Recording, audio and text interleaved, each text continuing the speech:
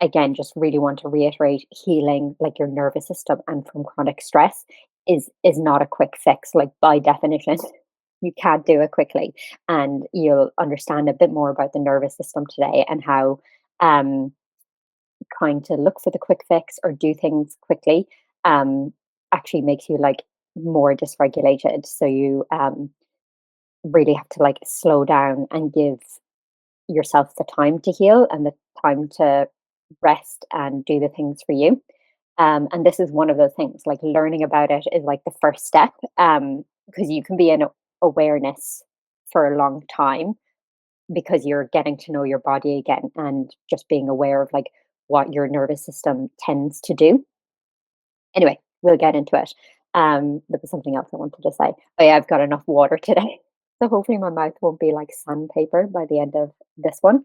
Um, cool. So today it's the nervous system. I'm trying regulating and expanding your nervous system. Doesn't sound too riveting, I think, but I think people are kind of catching on and like it's a big buzzword online these days. But why do we actually want to do it? Because it kind of sounds a bit hard, doesn't it? Like you're learning about the nervous system and like what it's doing.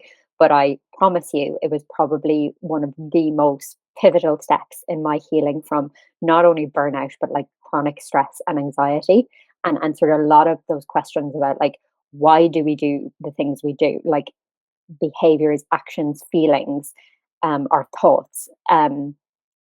Why is someone else more like upbeat and positive while you feel like you're stressed all the time, you always think negatively, even though when you think about it afterwards that's not the way you want to be. And this all comes back to your nervous system. So it's kind of crazy that we don't know about this when it affects like everything in our lives.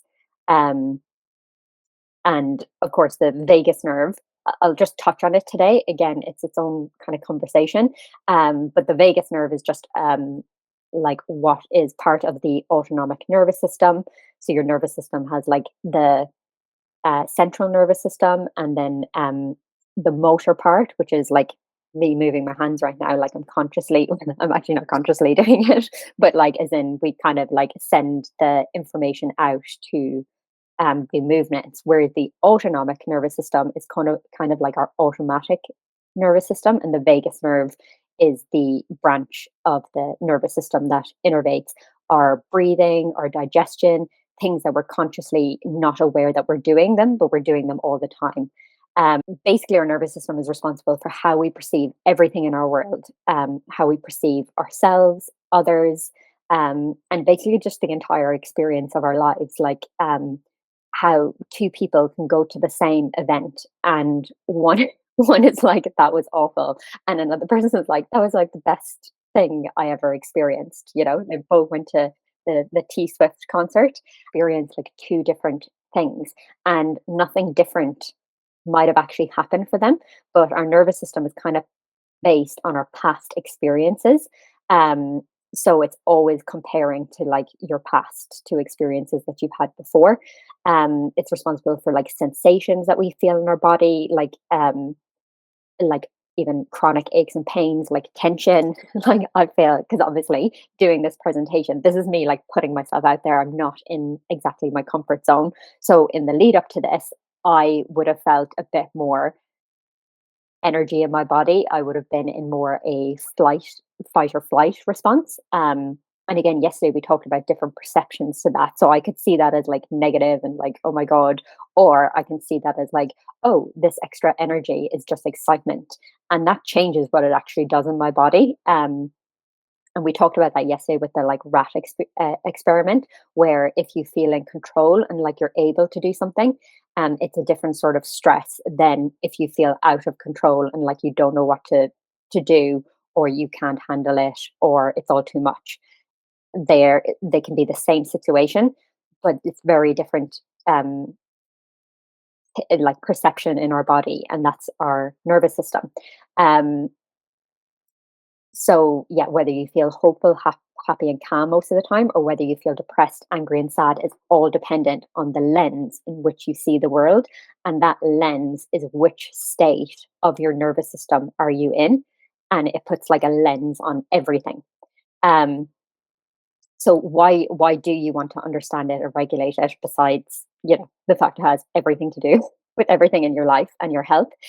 So it's because so you, the actual you, not the one running on past trauma or stories or other people's society's expectations or your parents like thoughts, like the actual you, the ones where you're calm and regulated and you kind of um, have hopes and dreams and goals and you think they're possible, like that's the actual you.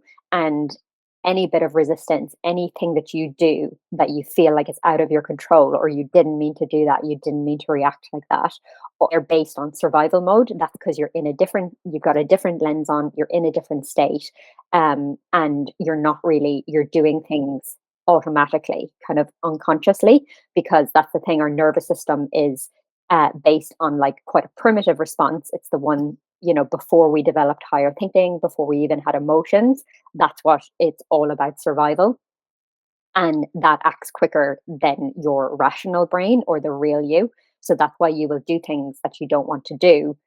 And afterwards, just think like, oh, why am I like this? Like, if you want to eat well every day and you want to work out and you just continuously you don't do it, even though that is like really what you want to do, then you are in a uh, dysregulated state because you're not like you don't have control over your actions. So also when you're in this like dysregulated state, or if you can regulate it, if you can be in calm and happy and peace and not stress most of the time, you can stop so many illnesses and chronic symptoms. We talked about cortisol yesterday and its effect on our body when we are constantly in a state of stress or survival. um, so you can like lose the weight you want to lose, because if you're in survival, you're going to hold on to that weight because it doesn't feel safe to like let it go. And you can build muscle better because cortisol is not constantly breaking it down. So your hormones can finally regulate because all its resources isn't going towards cortisol. And we'll talk about that in a second. So when you're in again, when you regulate your nervous system, you can feel more calm and present and connected and focused. You can actually decide where to put your energy. Like, instead of feeling like overwhelmed by all the things you have to do and doing nothing, or else you do things, but you do them from like on autopilot, like it's just not conscious. You're just doing things, um, but you aren't in like control of what you're doing. Um, and you can see the world through a lens that is mostly safe and friendly.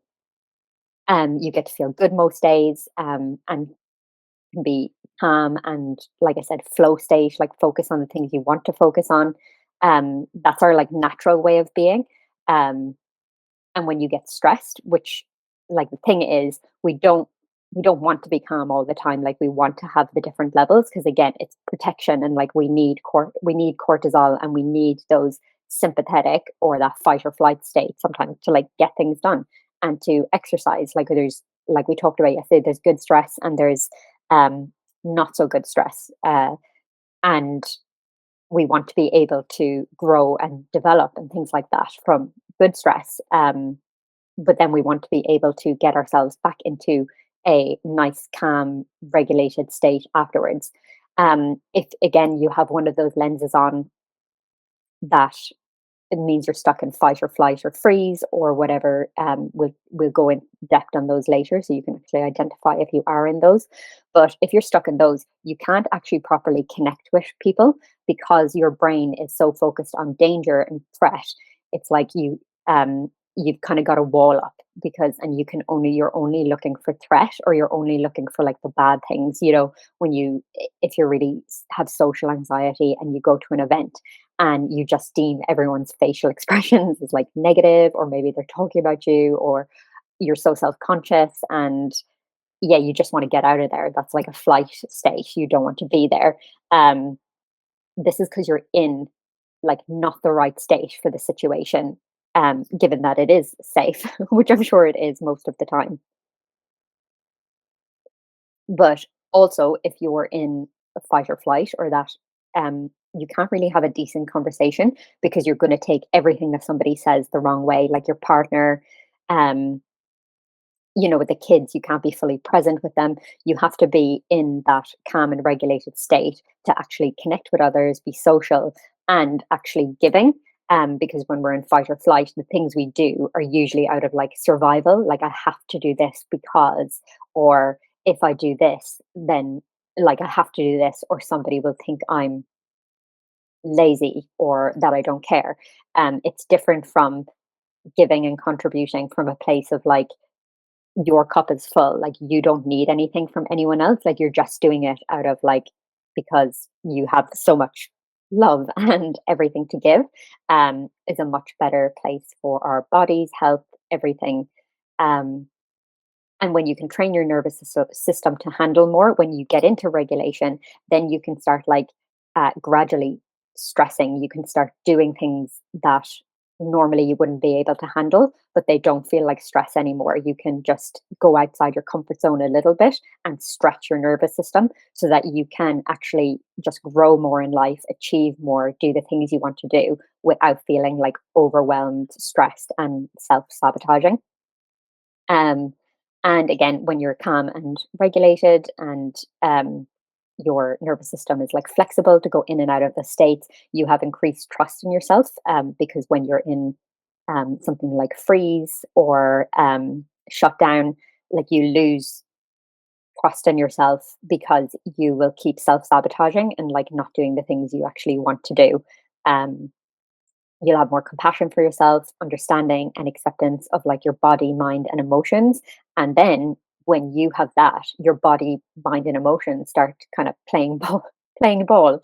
Like, you have less negative thoughts, you have less negative unwanted symptoms that you don't want, and you just have a once you again kind of like fulfill all your needs and your body feels safe, you have more to give. So you kind of have this greater sense of like purpose and meaning in your life, because you're coming from this place of like overflow, and um, you're kind of doing things for yourself. You don't, although it's good to have social connection and we need other people to regulate and socially and to feel safe, but also you know that you can handle things, you can cope with anything that comes your way.